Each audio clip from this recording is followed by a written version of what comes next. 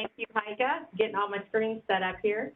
Good morning, everybody. Thank you for joining us as people keep rolling in. I am sorry I don't have my camera available this morning. I had just used it, and then it quit working for some reason. So, now it would call in, but I'm not gonna mess with it now.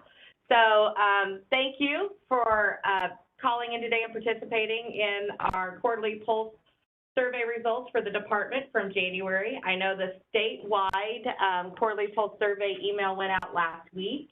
Lots of really good stuff in there, and we're going to kind of talk through our results right now just as a department.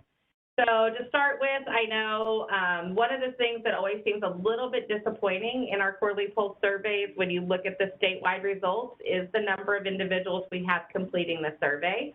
It is something we always work on, trying to figure out how we can do a better job, and we will continue to do that. But I did just want to show you over time how we've been doing in terms of getting respondents to the survey.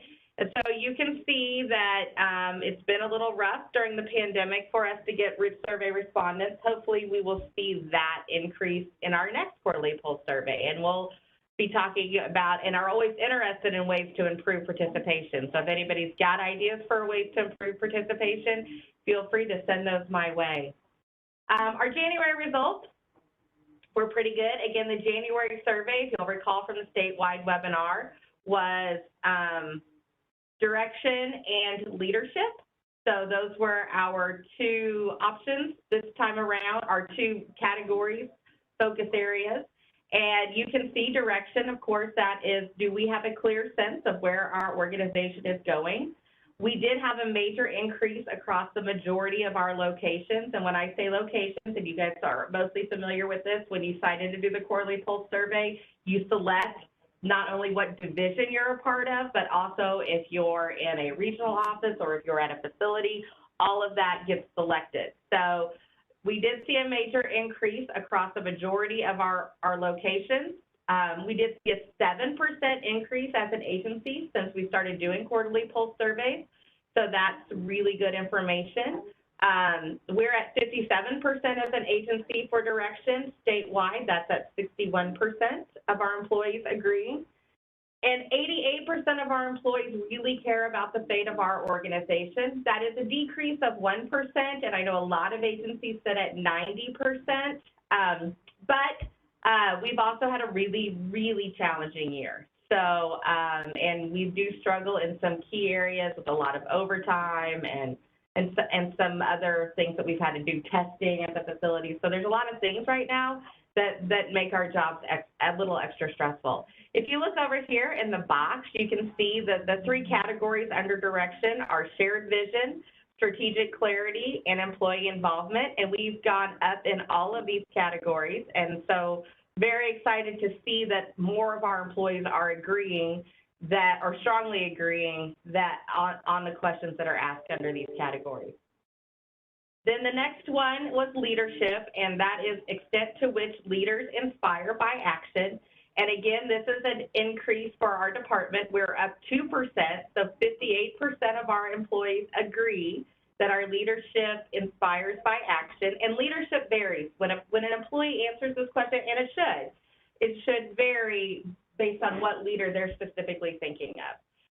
Also, the practice of supportive leadership is up, and that's up 8%. So 53% of our employees agree that we are practicing supportive leadership. So we are asking for information and listening to what is sent to us. So overall, authoritative leadership, we are up in this category 2%. That's actually not surprising given the fact that we have been operating in a pandemic over the last few years, or last year. Authoritative leadership is when we say, instead of asking, we tell you what you're going to be doing, and we've had to do that a lot more over the course of the pandemic. Consultative leadership, we are up in this category 1% to 44%, but again, not always a lot of opportunities for consulting during the pandemic. So that also doesn't surprise me that that's not a larger increase, especially given how we've had to operate the last year. Challenging leadership is at 51%, so we're up 3%. And then supportive leadership as a department, we are up 3%. But 53% of our employees agree. and the state is up to 61%. So the top box is the state, the bottom box is the department. This is just overall in the categories. So direction, the state was up 11%. We're up a department of 9%. Engagement, we're up to 88%. That's a 4% increase across all the engagement categories. That one includes, does your employees care about the fate of the organization? Leadership, we're up 2%. And professional development, we're down 3%. And we're going to talk a little bit about how some of the things that we are thinking about here at the department and what we really focused on to try to improve these professional development numbers. These are our results aggregated over time. So you can see we're steady but increasing, and that's good. That's what we need to be, especially given the fact that our numbers of people doing the survey vary so much. Let's go back to professional development, and I wanted to get this slide put in, and I just did not get that done this morning. But one of the things that we really worked on this last month, and hopefully this will help our professional development numbers in the future, was getting the majority of our employees, and we were at almost 100% of employees to complete the Engage process. And that is really very exciting, and it's exciting for a couple reasons. One, Engage is where you as an employee or a supervisor have that conversation about professional development. And if you're not having that conversation, we can't help people achieve their professional development goals. So I do hope that an increase in the number of folks being able to complete Engages means we'll see an increase in this professional development category. The other thing I do want to talk about, though, is that I know that it is sometimes really, really difficult to have those conversations, either as an employee to speak up to your supervisor or as a supervisor talking to your employee about professional development. But there are so many tools available right now through the state for professional development that we've got a lot of opportunity to work together to find those opportunities. And LinkedIn Learning is just one of those areas that we can really help folks with. So want to make sure we continue to talk about that and use our Engage platforms as a way to get that done. There were some special questions this year on the quarterly pulse, or this time on the quarterly pulse survey. And the department did fare really well compared to our statewide counterparts in these questions, but let's kind of talk through those. So one, leaders in your organization provide the information you need to work safely in a COVID-19 environment. 82% of our employees strongly agreed with that. This is a question that we find to be really, really important. I'm experiencing stress due to COVID-19 in my work or personal life, and 59% of our employees said that was correct, compared to 54% statewide. That was a question that was put into the survey because we, the Department of Mental Health, made that suggestion. And we don't, while we're glad to get this information, we also know that we need to act on this information as well. And you have seen that we've increased the number of DMH Cares events. They used to be every other week. They are now weekly, and please take advantage of that along with a lot of the other opportunities that we have pushed out. I feel well informed about COVID-19 and how it affects my work. Again, 85% of our employees agree with that.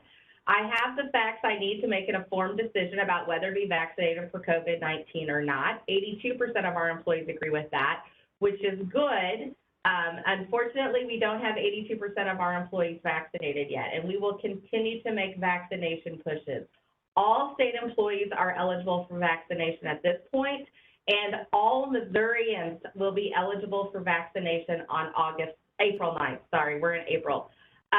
So those are really good pieces of information. And if you've got questions at all about the vaccine, please talk to your supervisor all the way up to Director Stringer. We are all here to answer those questions. Don't forget, we also have T-shirts available for those who have been vaccinated, and we did just get I know some of our locations are waiting for more T-shirts. I believe our order might have arrived yesterday, so we will be pushing those out again, hopefully this week, to the rest of our folks that are missing some of their shirts. Next question. Leaders in my organization provide the information and resources I need to address COVID-19 related stress. And that's 66% of our employees agreed that we are doing that. We would like that number to be 100%. So we will continue to make sure we get that information out to everybody. And that's also a reason why we increased the number of DMH Cares events. Statewide, communications have kept me informed about COVID-19 and its implications for our work, and again, 85% of our employees agreed with that. This is something we're going to have to really continue to work on, both as supervisors and at the even in central office, as we return to a new type of work. So everybody has been working, we know that, and we appreciate that, and we know it's been hard, and as we make changes to whether we're working fully distributed in a hybrid situation or fully back in the office, we're going to be working really hard to make sure communications around how that's implications for your work continue. So another thing I really like to look at is benchmark by work status, because we are a fairly large department. We have over 6,000 employees. So of the employees that took the survey, 191 of them were hybrid or part-time, in office, out of the office. 1,373 of them were in office or in facility, and 566 were designated as working remote. This I took directly out of the survey, or out of the Tableau. So I know we're trying to get away from using this word remote to distributed, and I just found it somewhere. So we'll make sure that they know they need to get that changed. Direction is very interesting. So 72% of our employees in a hybrid or distributed arrangement strongly agree that they understand the direction of the department. 49% of our folks in office or in facility are there. So it's interesting to see that dynamic. Engagement, 94% of our employees, 93% of our employees that are distributed or hybrid versus 85% in the office or in the facility strongly agree about engagement. These are really good numbers. 94% hybrid, 93% fully distributed. Fully agrees on engagement for the department. Leadership looks a lot like what direction looks, and then professional development. And so this is also interesting, and this definitely goes to show for our distributed and our hybrid folks through that engage process. If you're a supervisor or an employee working in those two types of environments, professional development is something that we've not really been focusing on. So we're going to need to be working on that. This is overall as a department, and you guys have seen this before, the numbers for direction, engagement, leadership, and professional development. I just put it here so that you could see department in context, state in context, and then us via the different types of ways that we're working. I also looked at 3 questions, and I'm going to do this every time we do a quarterly poll survey. One of the questions, do team members agree they understand how they contribute to their organization's vision? And I selected this question. Of course, 6 of our 22 locations are above 80%, which is fantastic. 58%, and look at that double percent in there, is the low among all of our 22 locations, and 94% is the high. And I know that Drew, when he talked on the state call last week, he talked about how every department sees these big swings between locations. And so how can we use that information at the department level to help our other locations? What are some of the ideas that we can share with our leaders across those locations?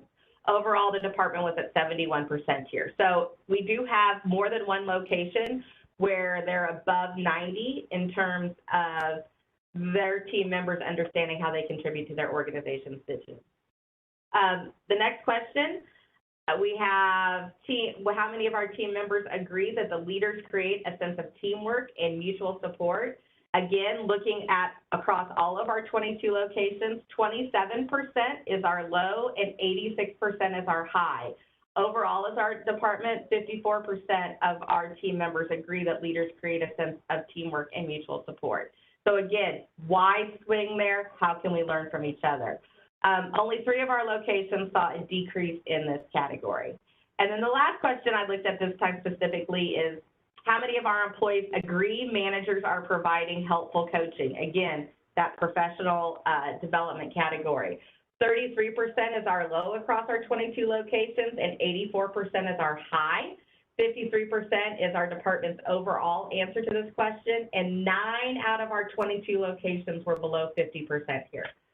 So again, more that we need to work on, probably on our supervisor side, helping them understand more about providing helpful coaching. So Great information from these questions, which is why we need you guys to continue to answer those so that we know how to direct our efforts as a department. I also this time looked at questions in terms of our highest degree level, our lowest degree level among employees, our largest increase in degree level among employees, and our largest area of decrease among employees. So the first question, of course, our highest degree level is the number of our team members that really care about the fate of our organization. And while we did see a decrease of 1% since the first quarterly pulse survey, 88% is the same that we were at as July of 2020. And that was the first quarterly pulse survey we did in a COVID environment. So still great to see those numbers. We want to get those up, but we're also, I mean, we understand where we're at today. Then our lowest degree level among our team members, 41% agree that leaders in the organization ask the opinion of others before making important decisions. While this is an increase of 4% since the first quarterly pulse survey and an increase of 3% since July of 2020, still a lot of our team members don't feel like they're able to participate in conversation about important decisions. And so that's always something as a director, a deputy director, regional office director, a facility operator that we can work on. We know that. So we want to see those numbers go up. 55% of our team members, and this is going to be our largest area of decrease, so only 55% of our team members agree the quality of professional development has improved over the last year. You're seeing that theme again. This is a decrease of 4% since our first quarterly pulse survey. However, it's the same for us since July of 2020. So I do believe COVID is playing into that for us as a department a little bit. I also, thank you guys for putting stuff in the chat. I haven't had a chance to look at that. Our next quarterly pulse survey is coming up. It starts April 26th. I believe it goes to May 7th. We'll be pushing out more information on that. And I'm going to come over here to the chat to see. Oh, there was a question. My voice was cutting out, so I am sorry. What is the date that anyone in Missouri can get vaccinated? It's not August. It's April 9th. April 9th. I do March that way and April that way. But April 9th, which is Friday of this week, every adult in Missouri is eligible to be vaccinated. You won't be asked what tier you're in, none of that information. So very, very, very excited information there. I'm kind of scrolling backwards, and I got to quit doing that. Okay. Okay, this is a great question. I've noticed there is no longer an option to provide general comments to the pulse survey. That may be impacting people's desires to complete the survey since they felt they can't complete general feedback anymore. That is coming back on the next quarterly pulse survey, and I'm glad you asked that question because it should be like on this slide here that I have in big letters. And we as a department, I think, I don't know this, but I don't know us compared to other departments on general comments, but I know we do get a lot of general comments, and we do get a lot of information out of those general comments. So that is coming back in the next quarterly pulse survey. That was a good question. They're all good questions. I wish I would have thought about that. Yay, glad to hear about the shirts. We can't wait to get them. Yes, we will get them out as fast as we can. Sarah did post in the chat, we are creating learning paths that will be introduced to all employees to take to help build in work time toward professional development via MoLearning. So we will be looking more towards that. And I'm sure Sarah, if she could get on right now, could talk more to that. If she wants to run down to my office, she can. Okay, let me read this one real quick. Helpful coaching is difficult when team members don't have any goals they want to discuss during engaged meetings. Absolutely, I know that. And so that's where we need on the supervisor side, where we need to be getting you engaged with some trainings or some questions to help drive that conversation. When I think though, and I do think about this too, as we have employees that are kind of entering their final years of work, professional development may look different for them. So they may not be looking at broad professional development goals, but there may be small things that we want to be working on with them. So for example, right now as we are entering and have been in this, Sarah did run down the hallway, so we'll get to her in a minute. But as we have been working through adapting to all of this technology. I know that we're working with some folks independently on now one of your professional development goals is really getting proficient in how to do webinars with panelists because we don't have enough people that know how to do that. So don't think that professional development goals always have to be, what do I want to be when I grow up? They can also be goals, I need you to really be able to succeed at doing this, and let's teach you how to get that done. So don't limit yourself on professional development.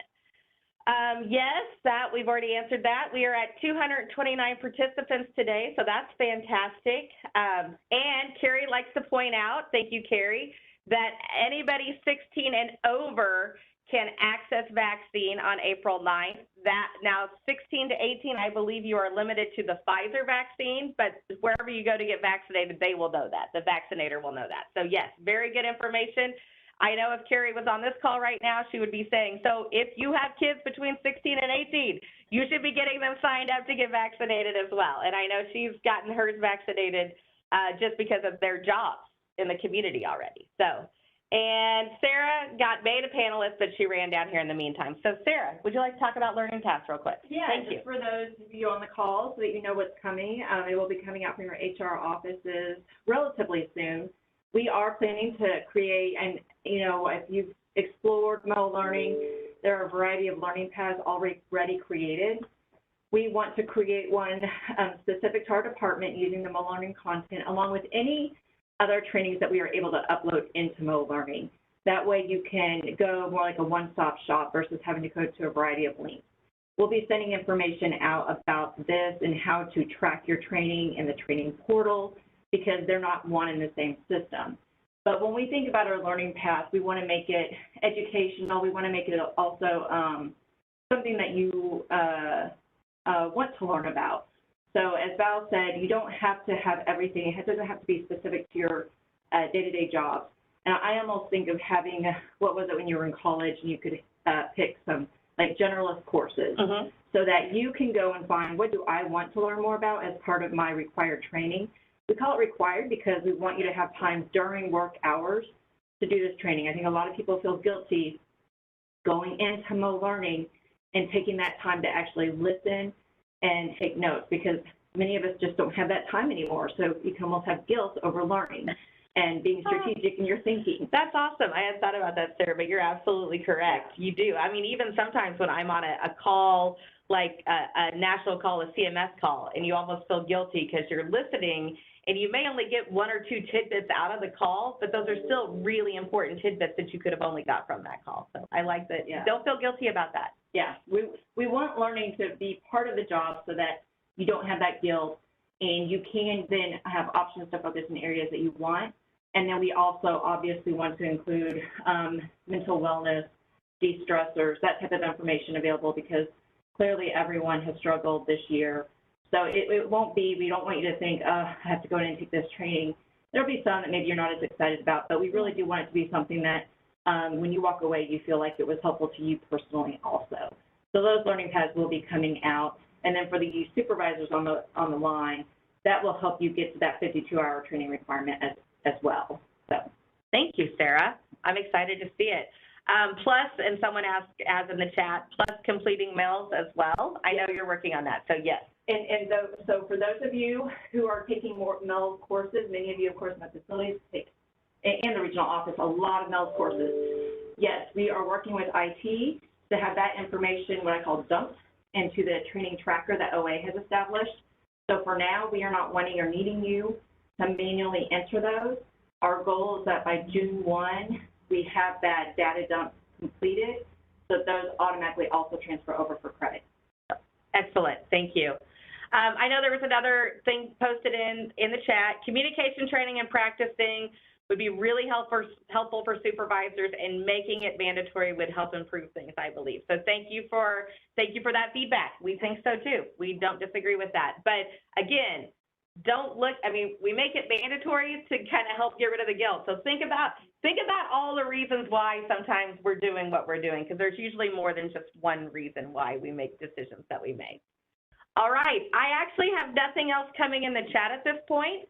So thank you guys for your time. Again, thank you for everything you've done for over the last year. We look forward to your responses in the next quarterly poll survey, as well as your comments, because the general comment section will be open again too.